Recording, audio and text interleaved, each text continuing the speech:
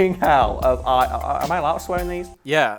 I should check. I apologise to the Americans watching this. It's how we talk over here. Oh, yeah, please beat me. The original Doctor Dolittle was attacked by terrorists. Wait, what? Animal terrorists? No, actually one of the world's greatest living explorers went and blew up the set about a year into the movie. Who is this guy? I think I might know them. His name is...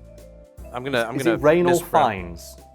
Yes. I know this story, but I didn't know the context for it. Is it that he blew up the dam? He did. So they made a dam because they wanted a pond to look bigger, and so I guess that's... Can you find a bigger pond? Yeah, well, this is 1966, I guess, and there's no CG, so the only way they're going to make a big pond is to build a literal dam. Apparently, the whole town where they were filming was getting really pissed because they made them take down all their antennas, like the TV antennas, so it would look more quaint. And there was a lot more traffic and stuff than normal because it's like this like cute little fishing village or whatever. And then this guy was in the SAS, and he was like, you know what? I don't want to deal with it anymore. So he and a bunch of guys went over and just blew up the dam. I've seen the interview with him when he talks about this, and they asked him, how did you get the explosives to blow up a dam? As well, I was a demolition expert. So much of an expert that I knew how to blow things up without using all the explosives they gave me. So I saved a little bit, and then a little bit more, and then eventually I had enough to blow up a dam. And that's all he said. And that guy is such a fucking badass, because he also cut his own fingers off with a hacksaw, because he was exploring, I think, Antarctica or something like that, and he got frostbite in his fingers. And his doctor told him, well, your fingers are gone, but you need to just leave them for as long as you can so we can save as much of your flesh as possible, which had started to go necrotic at that point. And Ranulph Fiennes I can't deal with the pain. So he went into his back garden and cut his own fingers off with a hacksaw and then went to the hospital. How much must it have hurt, though, that cutting the fingers off with a hacksaw was a solution that he saw as being the better one? I think it's crazy that the SAS wasn't able to keep track of how many explosives were being used. Then again, would you question the man who, years later, would cut his own fingers off with a hacksaw? If that guy told me that he'd used all the explosives, I'm not going to question it. Because I don't want to have to interrogate him, because he sounds like someone who's not going to crack. And I feel like in some small way, Ranulph Fiennes was trying to save us in the future just from those horrible, horrible sequels to the Eddie Murphy reboot. It's amazing to me that this guy who went on to be the Antarctica thing, he's the first person to ever go all the way across Antarctica on foot by himself.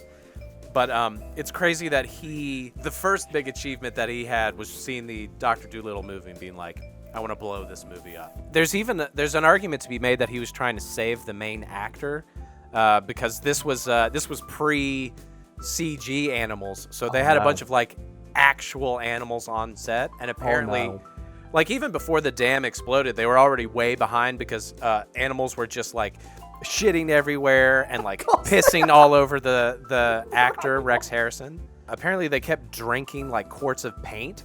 So they were actively trying to kill themselves. They also didn't want to be a part of the Doctor Dolittle movie. What do you do as a fucking animal wrangler? It's I'm sorry, but all my animals ain't paint. Right. It's that legendary moment of British television. Because I can talk about, you're American, you won't be aware of this, but it's a legendary moment in British television where the show Blue Peter brought on a small elephant. And this show was filmed live. It was not filmed live much after that, because this elephant, as elephants want to, just started shitting and pissing everywhere, live on camera and just careening around the set. As the host, what do we do about this? This elephant will just not stop shitting everywhere. That's the same show as well, where they had an idea for kids who maybe lived in areas where they couldn't have a pet. They'd have a pet on the show. This is a true fucking story. And they had a show pet, and the idea would be kids at home who didn't have their own pet would feel like this was their pet. And they got a dog, and the dog died after the first episode. Oh my god. It's what do you do? It's that's so wrong. Those poor kids watching that show. It's I wonder how the dog's doing. Oh, it died. Oh, it would take an entire episode of itself to explain, and I can already feel the audience slipping away from our grasp.